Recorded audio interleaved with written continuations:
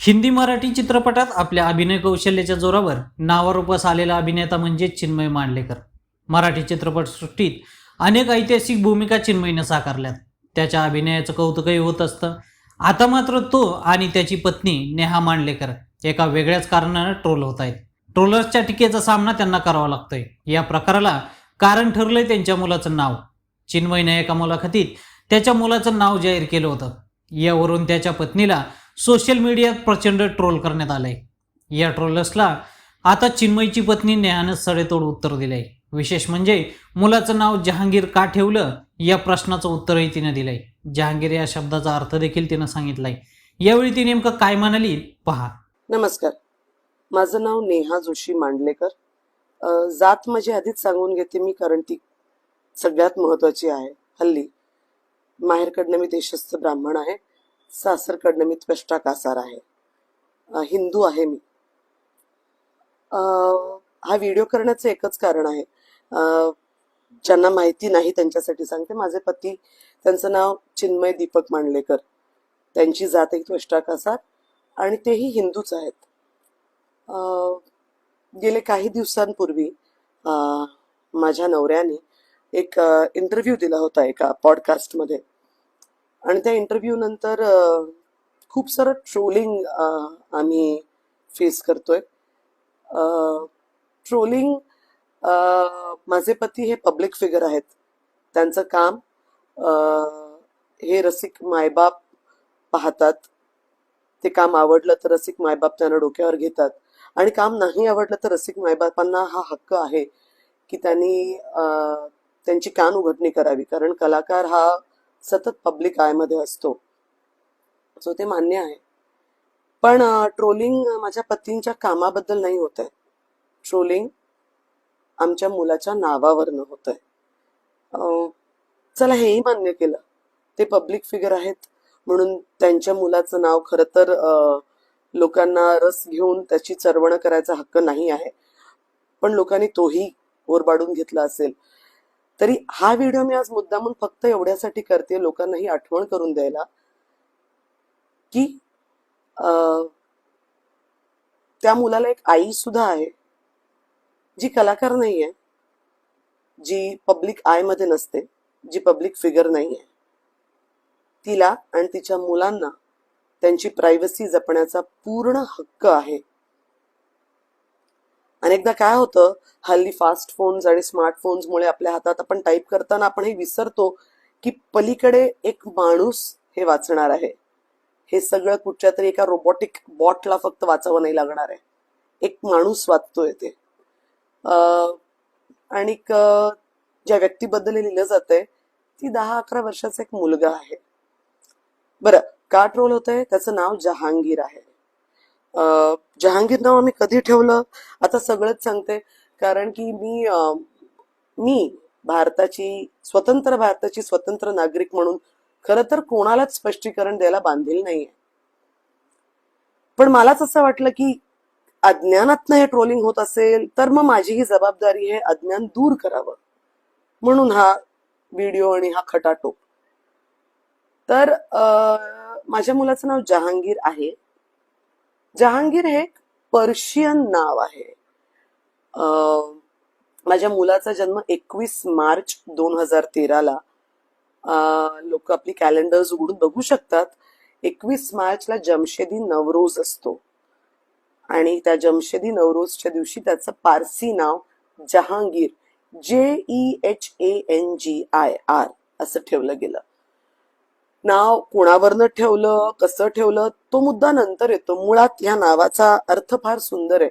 जहांगीर म्हणजे जगत जेता, हा जग जिंकलेला जहांगीर. तर मला माहित नाही इतर माणसं आपल्या मुलांची नावं कशी ठेवतात. मी तरी माझ्या दोन्ही मुलांची नावं त्या नावाचा अर्थ फार गोडे म्हणून ठेवलेली आहेत.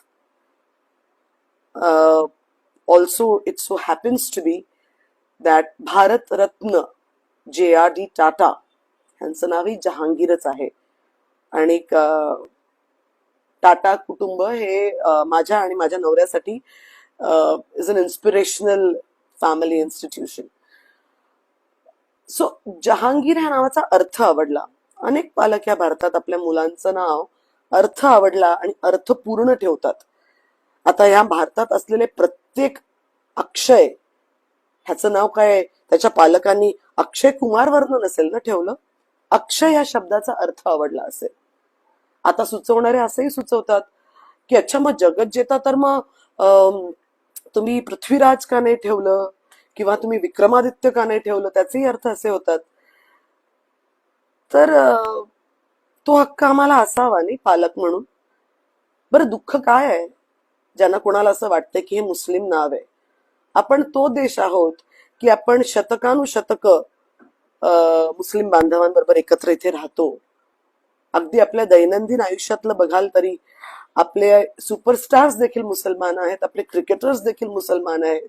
या सुपरस्टार्सच्या सिनेमाचे अनेक हजार करोड मध्ये आपण त्यांना आपणच बिझनेस करून देतो. ते चालतं. माझ्या मुलाचं नाव जहांगीर सलतंय आणि ते किती वर्ष चालणार आहे. म्हणजे माझ्या नवऱ्यानी बिट्टा कराटेचं पात्र साकारलं तर म्हणतात अरे बापरे, रोल फारच सिरियसली घेतला, नाव लगेच मुस्लिम ठेवलं. बिट्टा कराटेचं पात्र साकारायच्या 8 वर्ष आधी नाव ठेवलेलं तरी.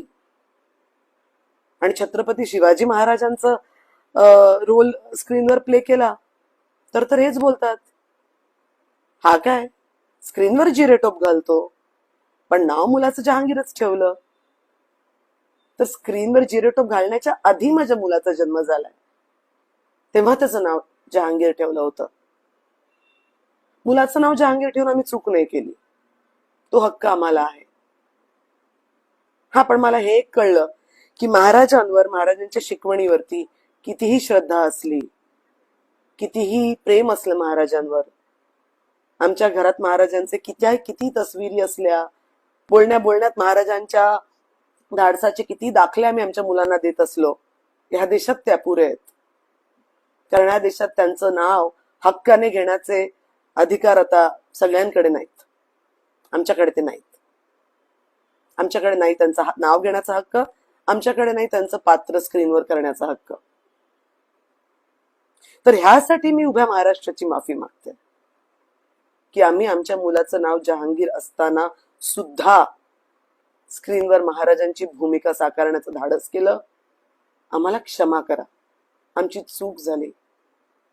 आम्हाला असं वाटलेलं की महाराज हे एका नटाच्या, एका नावाच्या पलीकडे आहेत. त्यांचं काम, त्यांचं चरित्र खूप मोठं आहे. आम्ही चुकलो, आम्हाला लोकांपर्यंत पोहोचवता नाही आलं. आज सकाळीच एका सद्गृहस्थांचा मला मेसेज आला की हा देश सोडून जा, तुम्ही अफगाणिस्तान आणि पाकिस्तान मध्ये जाऊन राहा. ते वाचलं आणि वाईट वाटलं. अनेक लोक सल्ले देतात, ट्रोलर्सना काय मनावर घ्यायचं, पण मला त्या, जसं मगाशी मी बोलले की फोनच्या पलीकडे एक माणूस वाचत असतो, तसं मी हे नाही विसरू शकत की फोनच्या अलीकडे एक माणूसच टाईप करतोय. ह्या देशातल्या एका व्यक्तीला मला माझ्या मुलाच्या नावावरून हा देश सोडून जा असं सांगण्याचा सल्ला द्यावासा वाटला. ह्याचं मला वाईट वाटलं, ह्याची मला खंत आहे. आणि म्हणून हा व्हिडिओ. परत कोणी हा असला सल्ला मला देऊ नये म्हणून. मी भारतीय आहे, माझा नवरा भारतीय आहे, माझी दोन्ही मुलं भारतीय आहेत. GRD टाटा भारतीय होते आणि आम्ही आमच्या भारतात आमच्या मुलाचं नाव काय ठेवायचं हा निर्णय घेतलेला आहे आणि तो निर्णय घेण्याचा आम्हाला पूर्ण अधिकार आहे. ह्या व्हिडिओ नंतर ट्रोलिंग थांबणार आहे का? अजिबात नाही. वाढणार आहे का? ऑफकोर्स दुपटीने. खूप मेसेजेस येणार आहेत आता. पण आता माझ्याकडनं मी माझं काम केलं, मी माझी भूमिका स्पष्ट केली. थँक्यू.